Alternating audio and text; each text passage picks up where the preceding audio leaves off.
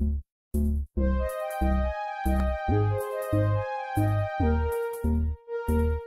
Class 12, फिर से लेकर आई हूँ हिंदी। और इससे पहले मैंने जो जो दिया है हिंदी से वो सब आप लोग प्लेलिस्ट में जाकर चेक कर सकते हो। मैंने अभी तक दिया है साहित्य काव्य से सवेरे उठा तो धूप खिली थी, इसका सारांश, व्याख्या और क्वेश्चन आंसर सब दे दिया है मैंने। और आज करेंगे गद्य से। तो गद्य में भी मैंने भारतीय गायिकाओं में बेजोड़ लता मंगेशकर चैप्टर से प्रश्न उत्तर दे दिए हैं। आप लोग प्लेलिस्ट में जाकर देख सकते हो। मैंने प्लेलिस्ट बना दिया है, जैसे कि मैंने हर वीडियो में आप लोगों को बताया कि सब सब्जेक्ट का प्लेलिस्ट बना है। आप लोग वहाँ पर जाइए, क्लास 12 सेमेस्टर 4 का प्लेलिस्ट बना हुआ है। जैसा आपका सब्जेक्ट है उस हिसाब से क्लिक कीजिए और अब तक मैंने जो भी वीडियो अपलोड किया है आप लोगों को वहाँ से मिल जाएगा, वहाँ से आप लोग पढ़ सकोगे।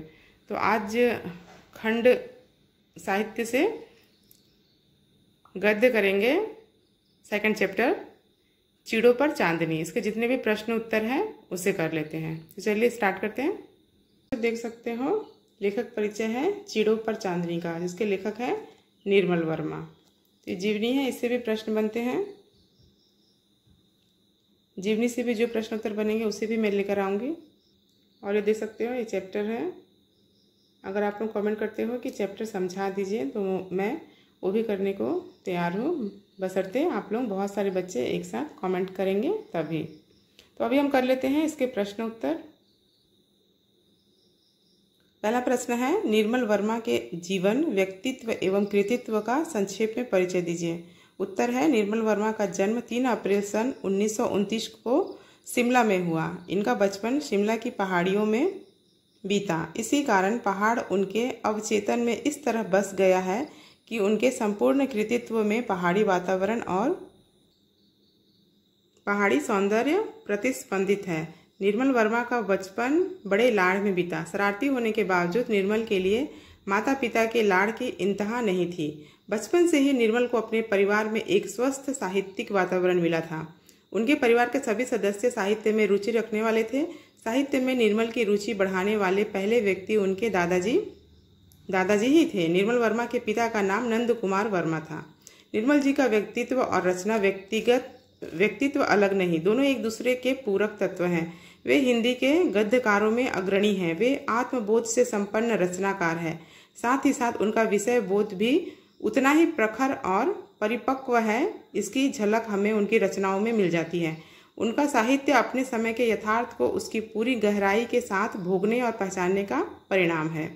इसमें अनुभव तथा अनुभूति की तपिश है। उपन्यास के क्षेत्र में निर्मल वर्मा का सृजनात्मक व्यक्तित्व अधिक प्रकट हुआ।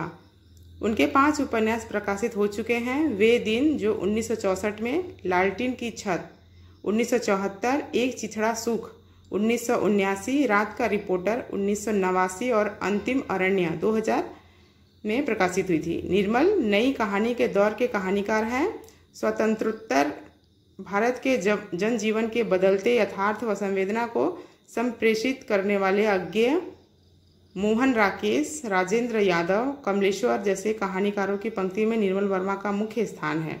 उनकी 6 कहानी संग्रह प्रकाशित हो चुके हैं। वे परिंदे 1959, जलती झाड़ी 1965, पिछली गर्मियों में 1968, बीच वहस में 1972, कच्चे काला पानी 1983, सूखा तथा अन्य कहानी 1995। इसके अलावा थिगालियाँ हैं जिनमें कुछ चुनी हुई कहानियां हैं। निर्मल वर्मा ने साहित्य रचना और साहित्य चिंतन के साथ साथ सामाजिक, राजनीतिक, सांस्कृतिक विषयों पर भी अपने विचार प्रस्तुत किए हैं। इनमें कला, जीवन, समाज, संस्कृति से जुड़े कई महत्वपूर्ण मुद्दों और सवालों को उन्होंने उठाया है।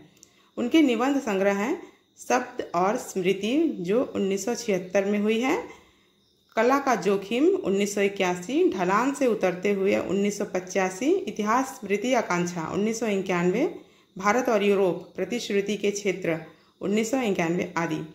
निर्मल वर्मा बड़े यायावर प्रकृति के व्यक्ति थे। सन 1959 में वे पहली बार चेक गए थे।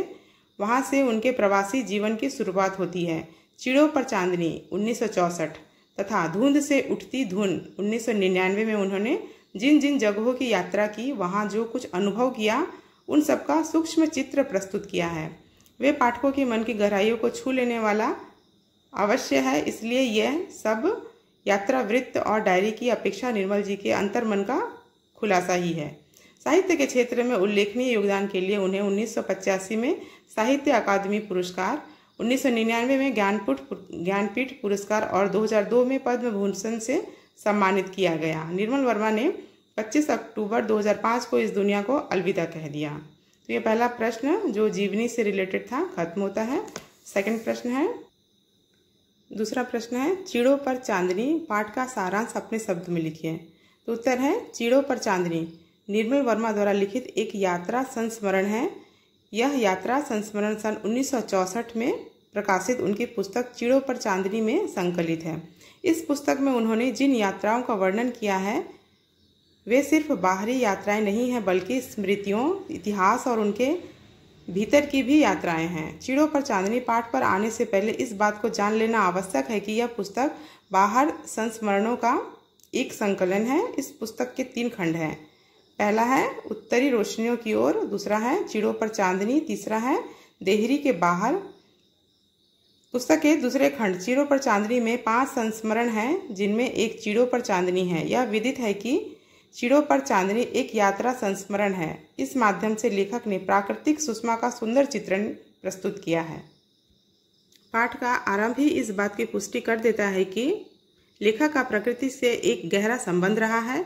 यह संबंध इतना गहरा है कि उसके मन में बचपन का यह प्रश्न जैसे अटक कर रह गया हो, इन पहाड़ों के पीछे न जाने क्या होगा। यह प्रश्न ही उसे प्रकृति के निरंतर करीब लाता जाता है और उसका प्रभाव पाठ के लिखे जाने तक बना रहता प्रतीत होता है।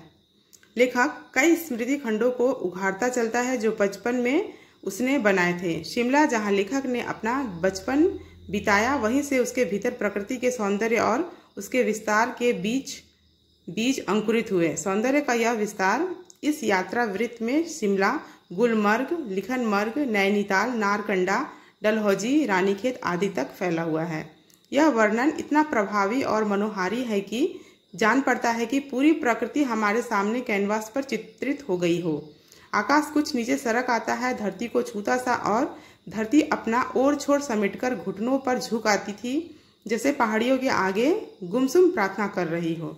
यह चित्रात्मकता पूरे यात्रा वृतांत में ज्यों की त्यों बनी रहती है। लेखक की आंखों में बचपन में देखी और अनुभूत की गई प्रकृति के अद्भुत चित्र बसे हुए हैं। लेकिन आज लेखक जब उसी प्रकृति को देखता है तो वह उसे बिल्कुल नहीं जान पड़ती है। स्कूल जाने वाली शॉर्टकट पगडंडी और इसके आसपास के दृश्य सब कुछ बदल चुके हैं। यह लेखक की अनुभूति की सक्रियता और एकाग्रता को दर्शाता है, जिसने काफी करीब से प्रकृति के उस नैसर्गिक सौंदर्य को अनुभूत किया है। खिड़की के सामने पुराना परिचित देवदार का वृक्ष था, जिसकी नंगी शाखों पर रुई के मोटे मोटे गालों से बर्फ चिपक गई थी। लगता था जैसे वह सांता क्लॉज हो, एक रात में ही जिसके बाल सन से सफेद हो गए हैं। इस प्रकार का वर्णन निर्मल वर्मा जैसे सजग रचनाकार ही कर सकते हैं। शिमला में धूप निकलने की स्थिति का चित्रण भी लेखक की एकाग्रता और प्रकृति प्रेम को पूरी तरह उजागर कर देता है। लेखक का जन्म पहाड़ों पर हुआ था, इसलिए वह प्रकृति के इस सौंदर्य से अपने आप को अलग नहीं कर पाता। बर्फ गिरती रहती है और सुबह उठकर उसके मन को विश्वास दिलाना पड़ता है कि यही अपना शिमला है। इस यात्रा वृतांत में लेखक ने पर्वतीय प्रदेशों की सुबह, दोपहर, रात के साथ उसके अंतर्द्वंद को भी शब्दों में ढाला है। आज हम बहुत नीचे उतर आए हैं। बचपन की वह बुलंदी न जाने कहाँ पीछे छूट गई है। सर्दियों में शिमला से मैदान की ओर प्रस्थान करते लोगों को देखकर लेखक अपने भीतर उस अकेलेपन को महसूस करता है जिसे वह मनुष्य के व्यवहार का परिणाम मानता है। बचपन से जुड़ी स्मृतियों से लोग अब कितनी आसानी से अलग हो जाते हैं। यह द्वंद्व हमेशा लेखक के भीतर चलता रहता है। वह स्वयं को उस सौंदर्य से अलग नहीं कर पाता। जाखू की पहाड़ियों से सटे 750 फीट की ऊंचाई से हर शाम पहाड़ी छायाओं के साथ बस्ता झुलाते हुए नीचे उतरना लेखक के लिए एक नए अनुभव से गुजरने जैसा होता है।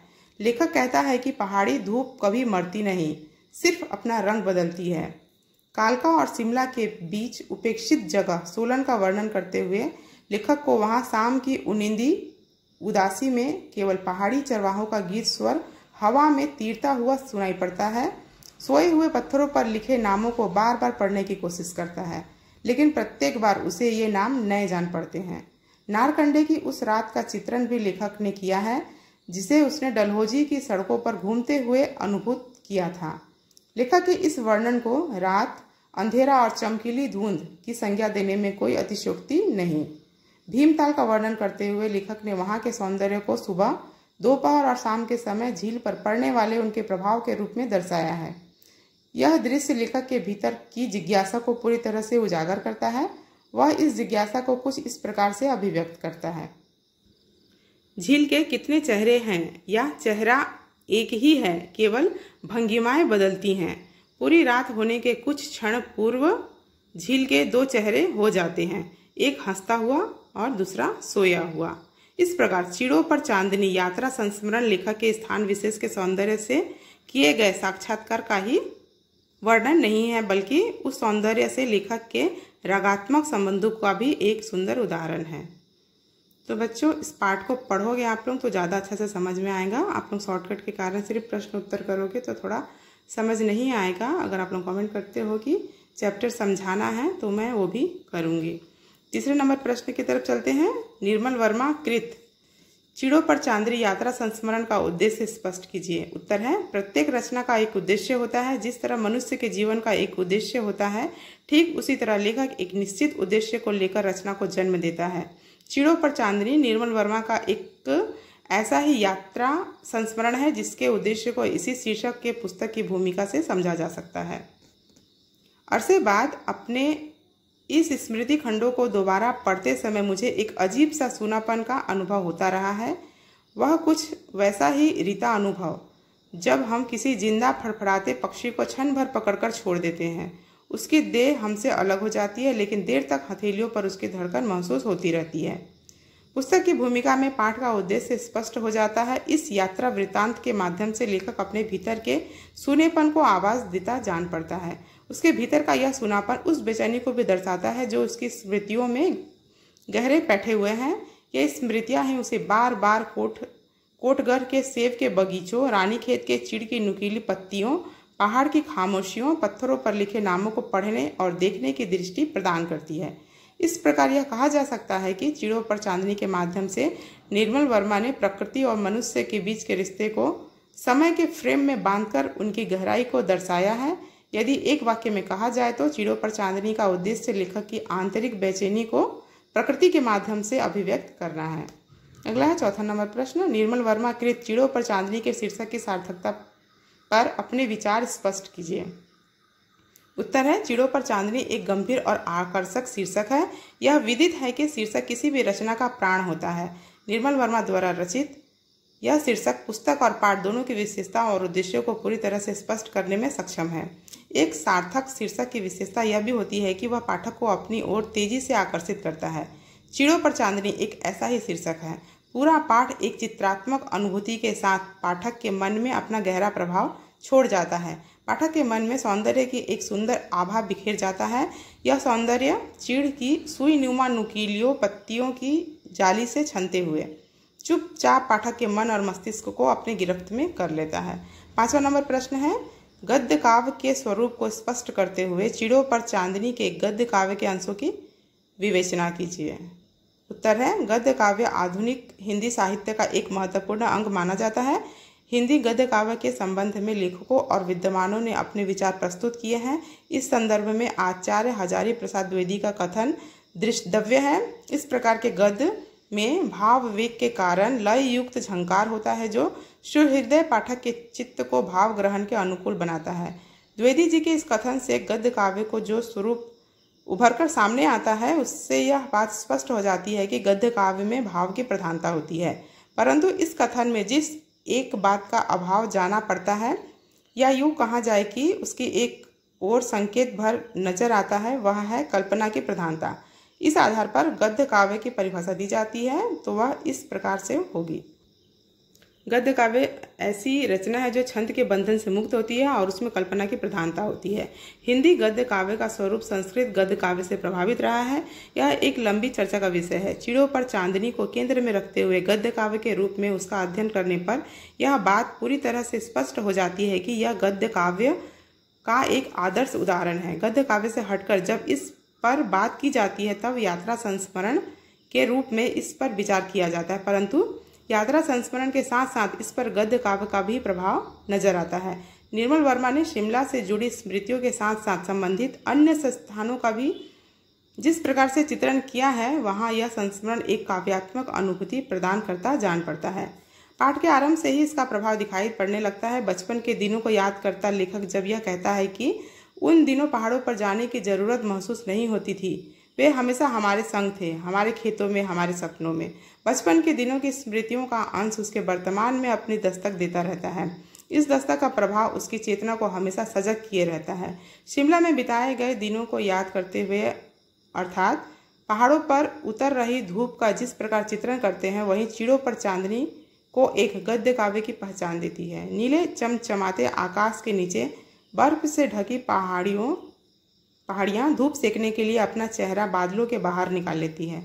चेहरा जो बर्फ का मोज़ाइक है, पहाड़ियों के ऊंचे नीचे पोटल्स पर टिका हुआ, जिस पर रंग बिरंगे पत्थरों के विशाल खंड चमक रहे हैं।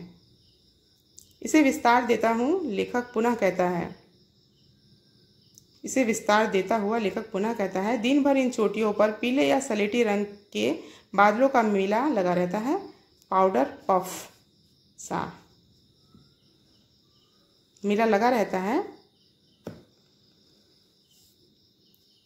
पाउडर पफ सा हर बादल हवा में तीरता हुआ अपने सुनहरे पंखों से बर्फ के इस मोज़ाइक को पोंछ जाता है। खिलन मर्ग की चांदनी रात के वर्णन में भी गद्य काव्य का एक प्रभाव नजर आता है। चांदनी के सौंदर्य की अनुभूति को लेखक के शब्दों का रूप देकर उसे जीवंत बना दिया है। चांदनी रात में छुई मुई के झिलमिलाते कण ऊपर से नीचे तक बर्फ पर फिसल रहे थे।